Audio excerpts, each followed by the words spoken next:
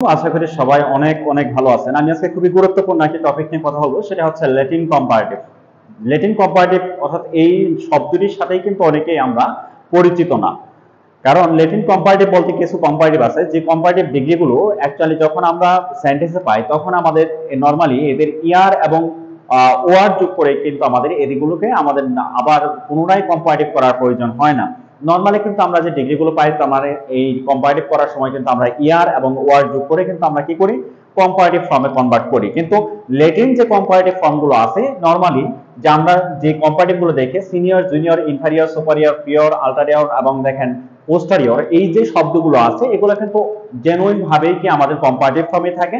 এদের পরে আমাদের ইয়ার এবং ওয়ার্ড যোগ করে কিন্তু আমাদের, অথবা লেস যোগ করে কিন্তু আমরা কোনো সময় আমরা এগুলাকে কি করব না, কম্পারেটিভ করার চেষ্টা করব না। কারণ কম্পারেটিভ ফর্মেই আমাদেরকে ল্যাটিন কম্পারেটিভ ফর্মেই এগুলো থাকে।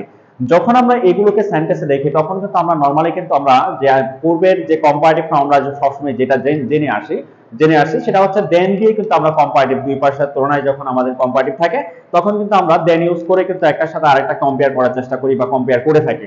নরমালি কিন্তু আমাদের এই রুলটা সবার জানা, কিন্তু মনে রাখতে হবে যখন এই যে আমাদের যে ল্যাটিন কম্পারেটিভ ফর্মগুলো আছে বা ল্যাটিন কম্পারেটিভ ডিগ্রিগুলো আছে, এই ডিগ্রিগুলো যখন থাকবে তখন আপনাকে অবশ্যই কি ইউজ করতে হবে, টু ইউজ করতে হবে। যদি আমরা এখানে এই ডিগ্রিগুলো, ল্যাটিন কম্পারেটিভ ডিগ্রিগুলো থাকার পরেও যদি সেন্টেন্স আমরা টু না ইউজ করে দেন ইউজ করি তাহলে কিন্তু সেন্টেন্সটা ভুল হয়ে যাবে।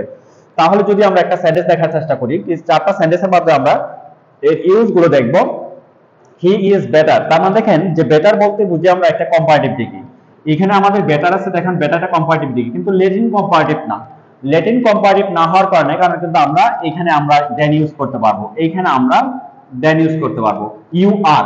তাহলে একটা জিনিস আমি আরেকটু ক্লিয়ার করতে চাই এখানে, যে এই ডিগ্রিগুলো কিন্তু এই আমার যে সেন্টেন্স গুলো লেখা আছে এই সেন্টেন্স গুলো কিন্তু অ্যাকচুয়ালি কমপ্লেক্স সেন্টেন্স, এগুলো সিম্পল সেন্টেন্স না। আমরা কিন্তু ইউর পরে কিন্তু আমরা নরমালি এই যে আমরা যে আর গুলো বাহার গুলো ব্যবহার করে আসছি, এইখানে যে ভার্ব গুলো আছে এই ভার্ব গুলো কিন্তু আমাদের ব্যবহার না করলেও চলে। হ্যাঁ, আমরা কিন্তু অনেক সময় এই ভার্বের ব্যবহার গুলো করি না, কিন্তু যদি থাকে তাহলেও কিন্তু সমস্যা নেই।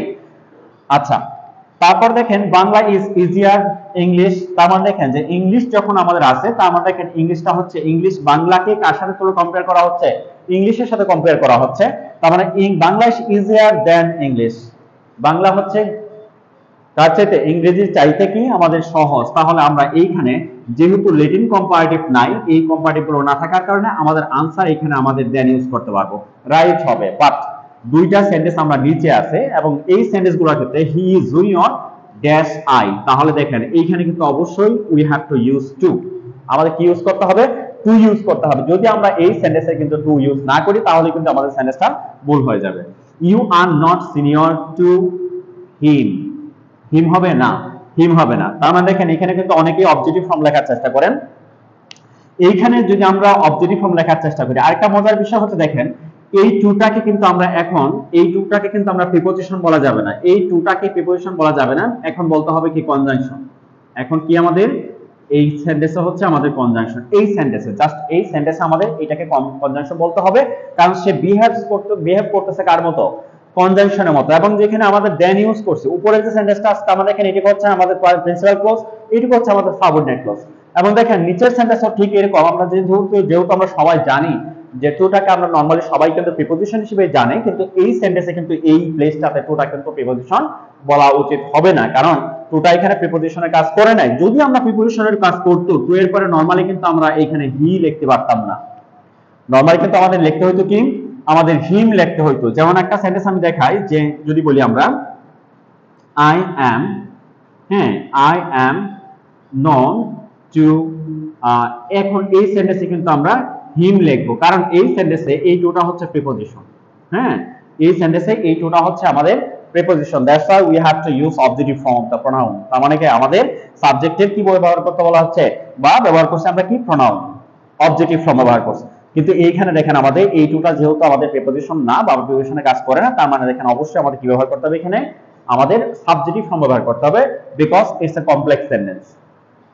তাহলে এই যে আমাদের রুলটা, যখনই আমরা এই ল্যাটিন কম্পারেটিভ গুলো দেখবো, ল্যাটিন কম্পারেটিভ গুলো দেখার ফলে অবশ্যই আমাদের কি করতে হবে, ল্যাটিন কম্পারেটিভ আমরা দেন না ইউজ করে আমরা কি ইউজ করবো, টু ইউজ করব, দেন আমাদের সেন্টেন্সটা কারেক্ট হয়ে যাবে।